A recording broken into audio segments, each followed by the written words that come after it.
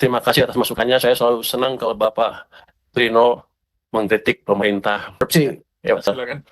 Klarifikasi aja Pak Menteri mengenai SAL tadi. 2015 penempatannya berapa ya Pak? Penempatan SAL di Bank Himbara.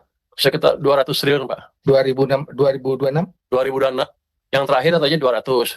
Terus saya 200, saya tambah kemarin ketika ada gonjang itu, saya bilang 200. Kan saya waktu ditanya itu, waktu mengembalikan itu, uang pemerintah di BI itu kebanyak, soalnya ada banyak. Uang di BI itu ada hampir 600, saya pikir kebanyakan. Jadi saya taruh 400 di sistem, 200 yang dulu diperpanjang sampai akhir tahun, 100 kita lihat setiap 3 bulan, 100 kita pakai keluar masuk untuk memastikan di sistem cukup uangnya. Pertanyaan saya tahun 2026 berapa Pak SAL yang dipakai? Ada yang dipakai, Pak, cuma dipindahin aja. Ya, dipindahinnya berapa? 100, Pak. Menurut Bapak perlu persetujuan DPR atau tidak? Enggak, Pak, karena itu hanya manajemen cash aja, Pak. Nggak ada yang dipakai sama sekali uangnya. Lihat di Undang-Undang APBN 2026, Pak Suah. SAL selain di mana-mana, kalau ada penempatan, kan harus persetujuan DPR. Nanti dilihat aja di undang-undangnya. Kalau 2025 memang tidak, Pak Menteri. Tapi 2026 harus dengan persetujuan DPR. Oke, Pak, kami belajar lagi, Di Pak. Undang-Undang APBN. 2025 kami konsultasi dengan salah satu pimpinan DPR, Pak. Mereka bilang bisa. Jadi saya... Karena memang di Undang APBN 2025 itu boleh, Pak. Malah disebutkan, pemerintah dapat menempatkan. Di 2026 disebutkan lain, harus dengan persetujuan DPR. Nah, tolong kami akan belajar lagi, perhatikan, Pak. Kami akan belajar begitu nanti ada itu kami akan menghadap lagi. Tapi itu pun kami diskusi dengan para anggota, Pak. Jadi kami nggak sendiri, Pak. Persetujuan DPR itu di rapat, Pak. Bukan orang per orang. Bapak datang ke Pak Haris, Bapak datang ke Zidan, Bapak datang ke Hekal terus setuju. Enggak, Pak. Ada notulensi rapatnya. Kapan notulensi rapatnya? Oke, Pak. Kami pelajari lagi, Pak. Ya. Terima kasih, Pak. Ini, Pak. Itu hanya dilakukan untuk niat baik menjaga kita semua, Pak. Terima kasih, Pak. Ya, Pak. Niat baik aja kadang nggak cukup, Pak. Baik, tadi yang Pak Mekeng. Apabila kita cermati, sepanjang tahun 2025, perekonomian global bergerak sangat dinamis. Kondisi ini sangat dipengaruhi oleh penerapan tarif agresif AS, sehingga memicu proteksionisme dan fragmentasi yang selanjutnya berdampak pada kinerja perdagangan, tekanan terhadap nilai tukar, inflasi, dan suku bunga. Untuk merespons kondisi tersebut, pemerintah melakukan berbagai terobosan kebijakan untuk melindungi masyarakat, menjaga stabilitas, dan menopang pertumbuhan ekonomi.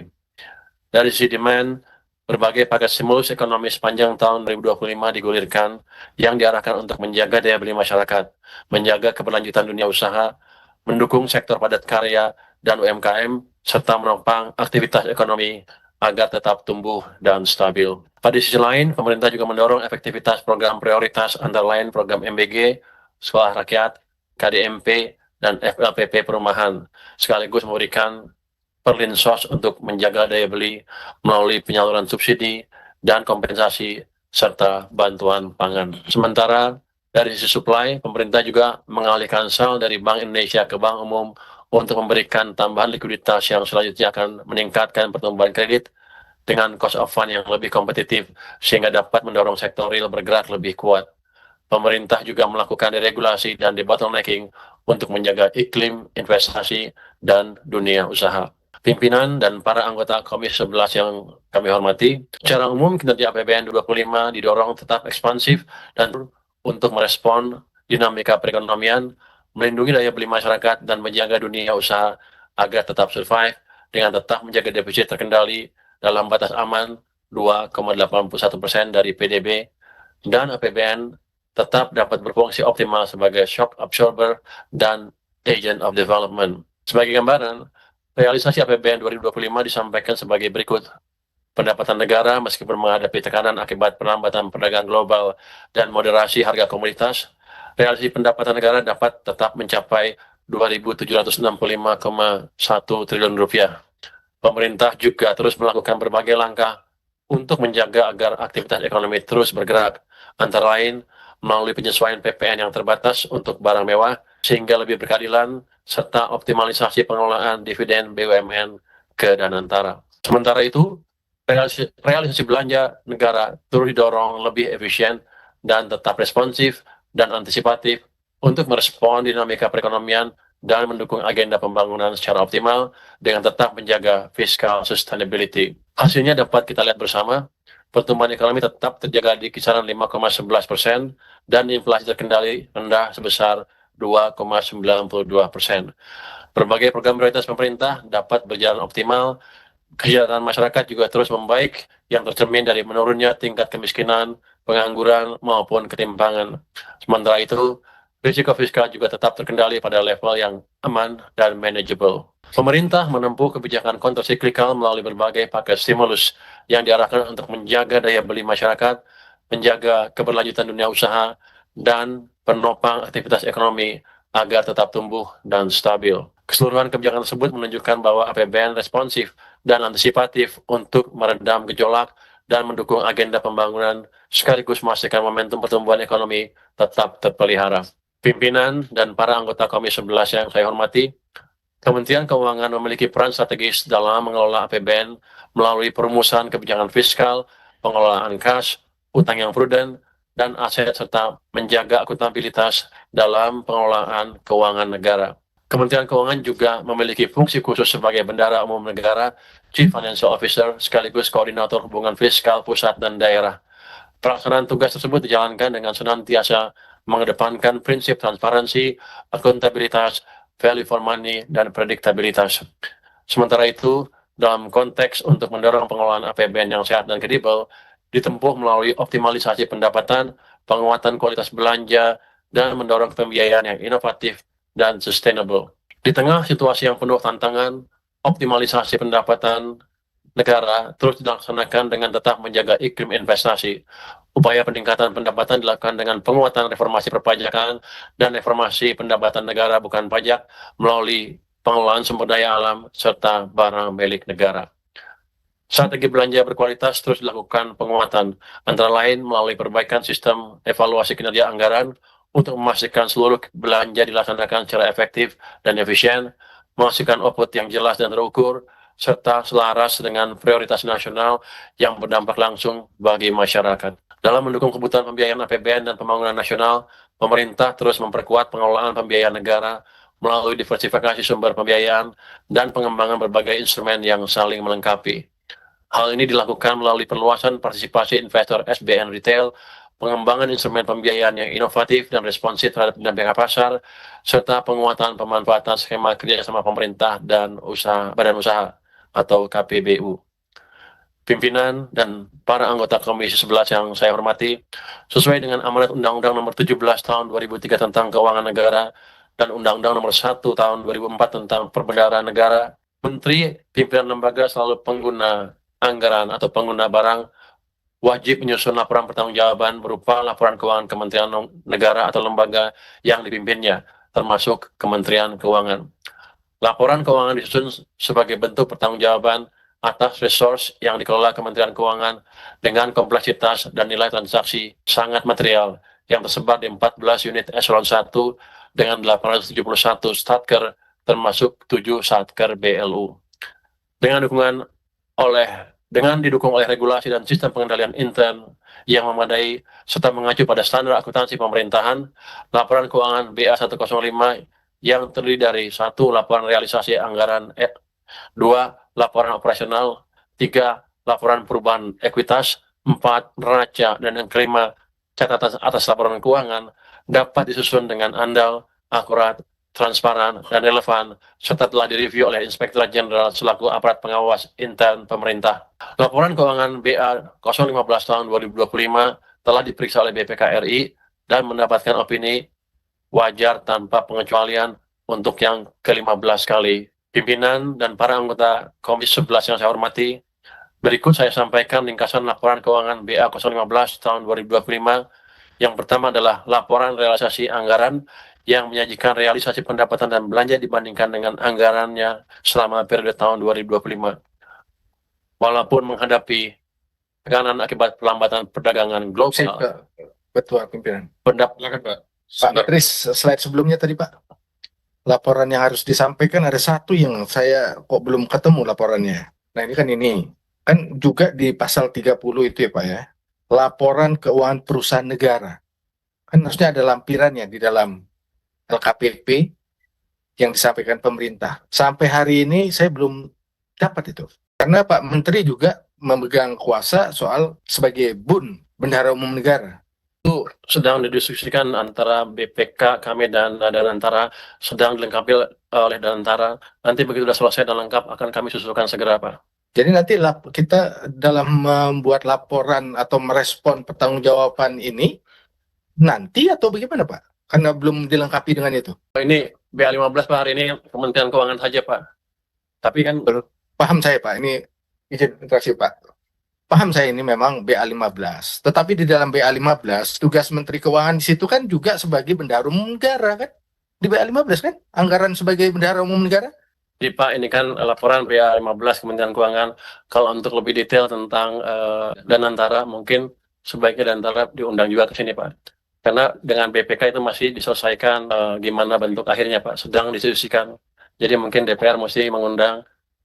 Belum selesai di BPK Pak ya? Iya. Oke, baik. Pak, mungkin sedikit buat tambahan menyangkut ini kebetulan. Saya sempat nanya juga dengan teman-teman di Danantara, mereka menyatakan akan selesai untuk disampaikan akhir bulan Juli. Karena pada akhir bulan Juni itu pada saat terakhir semua pemerintahan, perusahaan menyerahkan, sehingga mereka perlu waktu tambahan untuk konsolidasi. Tapi itu yang mereka sampaikan ke saya, sebaiknya mereka nanti menyampaikan sendiri dalam forum dengan mereka. Baik, bisa dilanjutkan, silakan Pak. Saya pikir demikian Pak ya.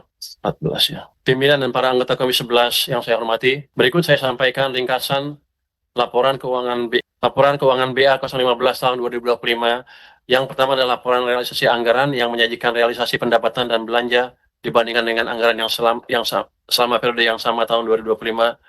Walaupun mengalami tekanan akibat perlambatan perdagangan global, pendapatan Kementerian Keuangan dapat realisasi sekitar Rp2.271,53 triliun dan pendapatan yang berasal dari pajak perdagangan internasional serta PNBP tetap tumbuh masing-masing 6,43% dan 9,77% dari tahun sebelumnya. Pendapatan perpajakan dalam negeri terkontraksi 0,85%. Ini tahun lalu ya Pak ya. Kalau tahun ini sudah tumbuh cukup signifikan. Belanja negara yang dikelola oleh Kementerian Keuangan terrealisasi sebesar Rp97,80 triliun untuk mendukung berbagai program prioritas nasional, antara lain pendanaan atas selisih harga penyaluran biodiesel, peningkatan efisiensi layanan perdagangan dan logistik melalui NSW Generasi, dukungan jaminan dalam rangka penyelenggaraan cadangan pangan pemerintah, pendanaan untuk usaha mikro yang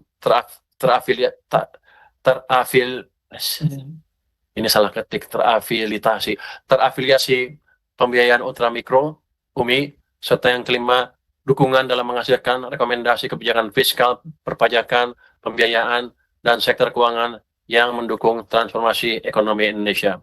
Laporan keuangan selanjutnya adalah laporan operasional atau LO, laporan perubahan ekuitas dan neraca yang menggambarkan kinerja operasional serta posisi keuangan berupa aset, kewajiban, dan ekuitas pada akhir tahun 2025. Pada tahun 2025 dilakukan penerapan standar akuntansi baru, yaitu pernyataan standar akuntansi pemerintah PSAP nomor 18 tentang pendapatan dan transaksi non-pertukaran yang selaras dengan rekomendasi dari BPK RI untuk penyajian pendapatan yang lebih wajar. Penerapan ini berdampak pada pencatatan pendapatan operasional dan kewajiban. Kinerja operasional mencatatkan pendapatan sebesar Rp2.198,7 triliun, terkontraksi 2,64%. Beban sebesar Rp102,6 triliun, meningkat 7,12%, dan surplus sebesar Rp2.096,1 triliun, terkontraksi sebesar 3,07%. Nilai aset dilaporkan di neraca sebesar Rp245,1 triliun, nilai kewajiban dilaporkan sebesar Rp212,4 triliun, dengan ekuitas tercatat sebesar Rp32,7 triliun.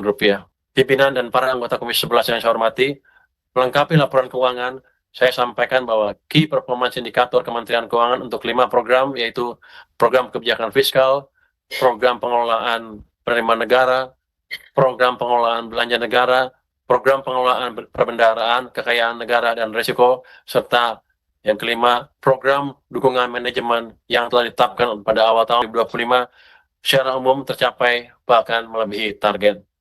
Pemenuhan target kinerja direfleksikan antara lain melalui rasio defisit APBN terhadap PDB dalam batas aman sebesar 2,81%, rasio pendapatan negara terhadap PDB sebesar 11,55%, indeks efektivitas kebijakan belanja negara 95,12, dan rasio utang pemerintah terhadap PDB dalam batas aman, serta indeks kepuasan pengguna layanan yang tetap terjaga sebesar 4,7.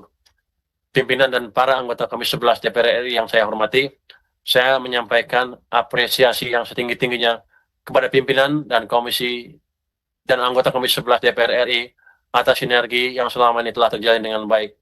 Kolaborasi ini menjadi fondasi penting dalam mewujudkan tata kelola keuangan negara yang semakin baik dan inklusif. Semoga Allah Subhanahu wa Ta'ala, Tuhan Yang Maha Esa, selalu meridhoi setiap usaha kita bersama dalam meningkatkan transparansi dan akuntabilitas untuk mendukung pembangunan menuju Indonesia maju. Terima kasih. Waalaikumsalam warahmatullahi wabarakatuh. Baik, terima kasih. Kita lanjutkan dengan Menteri PPN dan Kepala Bappenas. Silakan Pak Rahmat. Oke, saya akan coba menjawab pertanyaan dari Pak Haris Turino. Biasanya selalu tajam dari Pak Haris Turino pertanyaannya. Apakah kebijakan pengelolaan uang sudah berdampak cukup baik ke perekonomian? Apalagi kalau kita lihat memang pendapatan pajak tahun lalu kontraksi kan. Itu juga membuat banyak orang bingung apakah kebijakan kita betul. Cuman kan saya baru jadi menteri bulan September. Pada waktu itu ekonomi sedang melambat secara signifikan dan banyak orang nggak sadar. Baru triwulan keempat tahun lalu kita bisa tumbuh 5,39% kalau nggak salah, dari 5 atau di bawah 5 sedikit ke arah sana. Jadi kebijakan yang drastis kita lakukan di awal triwulan keempat tahun lalu untuk memastikan ekonomi kita tidak jatuh ke bawah. The fact bahwa kita bisa tumbuh 5,11% itu lumayan dibanding nggak jauh dari target 5,2 kan. Apalagi kalau kita perhatikan 3 triwulan pertama sepanjang tahun 2025 lalu. Kita telah nggak ada harapan, di mana orang bilang Indonesia gelap, itulah. Jadi itulah dampak dari 200 triliun yang kita pindahkan ke perbankan. Walaupun banyak bank yang bilang liquidity ample, kalau Bapak tanya LPS, OJK, BI, keuangan, semua bilang ample. Tapi itu data mereka salah semua. Saya di LPS cukup lama, saya minta ke orang-orang LPS, coba deh cari indikator yang pas. Kenapa ample tapi sebetulnya banknya kurang uangnya, karena kita monitor kadang-kadang interbank tuh naik kenceng, kadang-kadang juga deposito naik kenceng. Jadi ada kesalahan data atau indikator yang kita pakai oleh KSSK selama ini. Saya sudah minta tim KSSK untuk perbaiki itu, tapi rupanya masih belum dapat. Jadi kita pakai indikator yang basic, kita bilang base money atau money supply, itu adalah sum M0 ya. Base money itu adalah uang yang betul-betul dikendalikan oleh bank sentral yang merupakan bibit dari uang-uang yang berikutnya terjadi. Pada waktu itu uang tumbuhnya 0 Pak, base money 0 di beberapa bulan, mungkin dari April 2025 sampai Agustus tuh pertumbuhan uang hampir 0. Terus sebelumnya juga pertengahan tahun 2023 sampai awal 2025 Januari Februari juga di sekitar 0. Jadi sebetulnya kalau kita lihat dari indikator keuangan yang betul menurut Milton Friedman, merupakan ahli ekonomi, jadi enak ngomongnya saya. Menurut ilmu moneter yang betul yang dipegang oleh banyak sentral bank di dunia, ya kita lagi nggak ada pertumbuhan uang, artinya ekonomi sedang direm dengan indikator yang betul seperti itu. Bank Sentral Amerika pernah melakukan kesalahan yang sama. Dia nggak monitor M0, suatu saat M0-nya ditarik ke bawah minus 15,3%. Apa yang terjadi? Maret 2023 ada SVB, Silicon Valley Bank. Dampaknya itu, jadi base money itu masih merupakan indikator yang valid untuk melihat apakah uang di sistem ada apa enggak. Untung setelah itu Bank Sentral Amerika insaf. Setelah itu dia mulai injek uang ke sistem sehingga secara dengan cara tentu ya, sehingga uangnya tidak minus lagi, mulai positif. Sehingga itu yang menyebabkan Amerika Serikat bisa tumbuh sampai sekarang, walaupun kadang-kadang bunganya agak tinggi. Jadi itu merupakan salah satu acuan yang saya pegang dan sampai sekarang masih lumayan tuh. Kita lihat ketika kita injek tuh uangnya tumbuh dari 0, di September tuh naik ke sampai 11%, sampai mendekati 13%. Itu yang membuat ekonomi kita tumbuh menjadi 5,39% di triwulan keempat. Triwulan pertama kita lanjutkan, ekonomi tumbuh 5,61%. Triwulan kedua agak terganggu sedikit karena ya tadi Bapak bilang, saya dibilang mengambil uang tiba-tiba. Saya bukan mau ngambil tiba, saya nggak mau ikut, saya maunya nambah sebanyak-banyaknya. Tapi kan saya bukan bank sentral. Ketika bank sentral memberi kode ke saya, jangan ikut campur kebijakan moneter, ya saya ikut. Mereka bilang, kurangin uang kamu, kami akan ganti. Jadi saya nggak pernah sembroh dalam hal itu, apalagi ini menyangkut nasib negara kan. Saya ngerti betul kalau saya ambil pasti runtuh, tapi kita nggak mau ikut campur kebijakan lembaga yang lain, apalagi ketika mereka sadar. Saya waktu itu mereka bilang mereka akan ganti uangnya. Ya sudah, saya tarik kalau gitu. Tapi rumahnya nggak sederhana itu, jadi terpaksa saya injek lagi ke dalam. Jadi bukan saya main-main atau maju mundur, nggak ada perhitungan, tapi karena untuk mensinkronkan kebijakan dengan lembaga lain, termasuk dengan DPR. Pada waktu itu keputusannya diambil di DPR sini, saya ikut. Tapi setelah ada koreksi, saya ikut juga. Jadi ke depan kita akan lebih hati memanage uang itu. Dan yang saya pastikan nggak boleh, dia nggak boleh ngomong kan? Dia kasih kode. Boleh, tentu saja. Kalau jawab Bapenas juga boleh. Enggak, kita enggak. Jadi gitu Pak. Jadi enggak, kita ngerti betul apa dampak kebijakan yang kita ambil, dan kejadian kita selalu rapat koordinasi untuk memastikan bahwa kebijakan kita tidak mengganggu perekonomian. Kan kalau uang kita terlalu banyak di BI juga kan, uangnya nggak ada di sistem. Walaupun di indikator Bank Sentral Empel, kenyataannya nggak ada. Karena waktu yang kemarin Bang mau komplain itu, ya saya tanya ke mereka, gimana? Uangnya emang nggak ada kan ya? Loh, indikatornya kan bagus semua. Berarti indikator yang mereka pakai, yang kita pakai selama ini, nggak akurat. Dan kita menyadari itu dan kita akan perbaiki ke depan. Yang jelas, kami mengerti dampak kebijakan yang kami lakukan kepada ada perekonomian, dan kami akan, kalau bahaya sekali, kami pasti akan datang ke Komisi 11 untuk konsultasi. Waktu itu kan masih bisa dikendalikan, dan kami juga sudah bilang ke anggota DPR waktu itu dan ke Bapak Presiden, dan atas juga Presiden yang telah lakukan kebijakan seperti itu. Tentang rasio utang, 40,5% dari PDB. Orang banyak bilang kan, apa debt service ratio itu kan yang pertama sebetulnya kalau ilmu fiskal yang biasa cukup debt per GDP, defisit per GDP selesai, tapi entah kenapa NP pakai debt service ratio seperti itu. Tapi setelah kita pelajari apakah hitungnya sama dengan yang Bapak pakai tadi, ternyata enggak. NP itu pakai debt-nya, membayar utang dibayar dengan pendapatan dari general government, artinya termasuk dari pemerintah daerah. Dan kita alhamdulillah sekarang membaik. Sebelumnya adalah 15%, 15,4%, batasnya 15%. Sekarang turun ke sekitar 13,5%. Makanya S&P memberi outlook kita stable.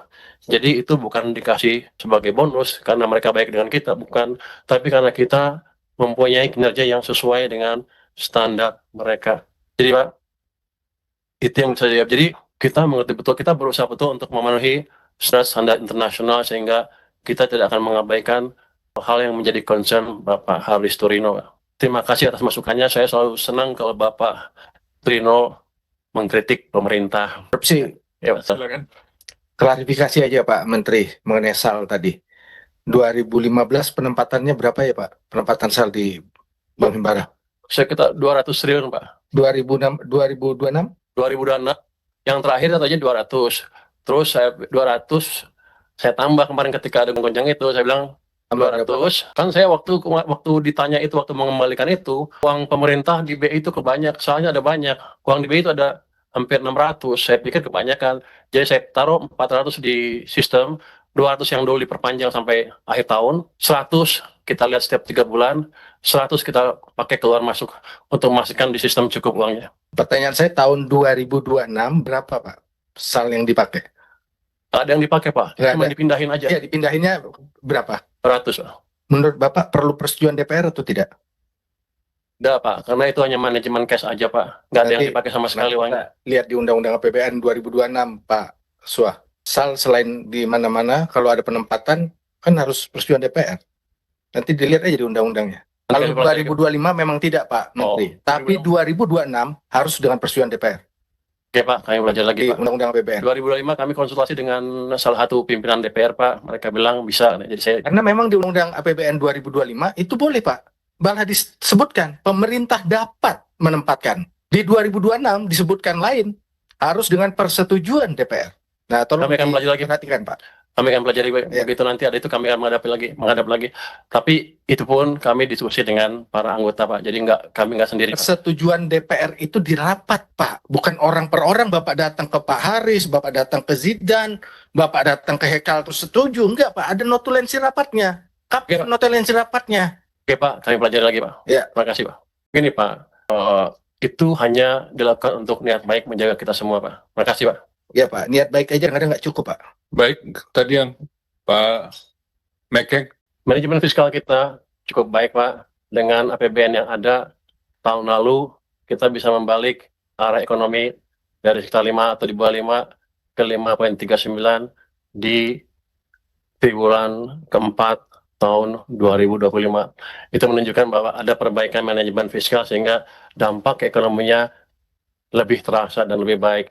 Dan kalau kita lihat kan, walaupun orang bilang mikro sama makro kadang-kadang berbeda, tapi makro adalah penjumlahan dari mikro. Jadi kalau makronya saya tumbuhnya lebih cepat, harusnya kondisi mikronya juga harusnya lebih baik. Artinya kemakmuran masyarakat juga meningkat, walaupun mungkin belum setinggi yang diharapkan kita semua. Tapi kita akan pastikan terus ke depan bahwa kebijakan fiskal akan memberi dampak yang signifikan ke perekonomian dan masyarakat. Untuk pajak, berapa persen? Ada sekitar 5 triliun Pak yang dialokasikan untuk pajak. Tapi yang penting begini Pak, kita mengerti tahun lalu ada inefisiensi sedikit di perpajakan. Jadi kita perbaiki organisasi pajak, cara mereka bekerja, cara kita mempromosikan orang, dan kita juga beli stick and crowd yang kuat sehingga ada perbaikan yang signifikan di perpajakan. Kalau kita lihat kan sekarang tahun ini, semester pertama tahun ini, pertumbuhan pajak mencapai 23 kemarin dilaporkan, tapi sekarang baik sekarang itu sudah tumbuh 24% dibandingkan tahun yang lalu. Jadi ada langkah-langkah yang signifikan yang kita lakukan untuk memperbaiki kelemahan yang terjadi di tahun lalu. Saya pastikan ke depan akan kita coba perbaiki terus-menerus, dan perbaikan harusnya akan terjadi karena pendekatan kita cukup sistematis, termasuk IT, SDM, stick dan carrot yang pas untuk orang-orang yang bekerja di perpajakan. Demikian Pak, terima kasih. Baik, Pak Menkyu.